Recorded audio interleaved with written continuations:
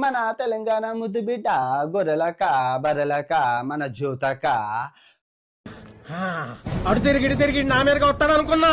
వినాయక స్వామి మీద ఒట్టేసి చెప్తున్నా, ఒక భూతు మాట కూడా ఆడా.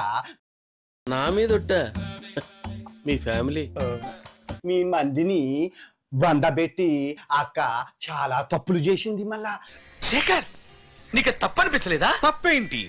బెట్టింగ్ యాప్లు దందా స్టార్ట్ చేసింది. మళ్ళా ఇగో పొద్దున్న బెట్టింగ్ యాప్, రాత్ర బెట్టింగ్ యాప్, మధ్యాహ్నం బెట్టింగ్ యాప్.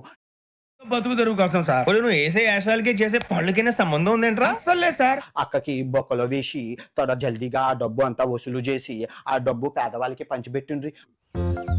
ఓరి నాయనో, వీడు ఈ టైప్ లో తగిలాడేంటి? ఏదో చేసి పంపించకపోతే తర్వాత అడుక్కు తినాలి. ఇగో 2024లో 1200 మంది చచ్చిండ్రు కదా. ఆ 1200లోని 200 మంది మన జ్యోతక్క వల్ల చచ్చిండ్రు. నిమ్మకాయ ఉంటది కదా, నల్ల నిమ్మకాయ, నల్ల జిడిపిక్క, ఎర్ర కొబ్బరి మొక్క నువ్వు శంకలో పెట్టుకొని పడుకో. మళ్ళా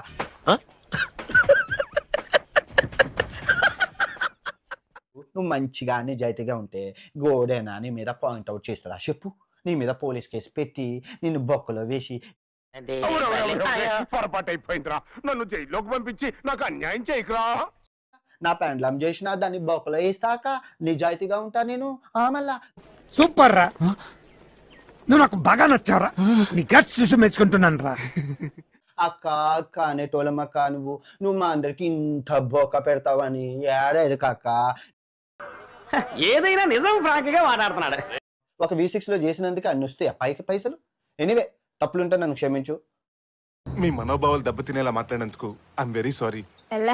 నీ సారీ ఎవరికి కావాలి? ఏం చేయడం లాట్ సార్. ఇంకా మేము వెళ్ళి రైట్స్ తీసుకుంటాం సార్.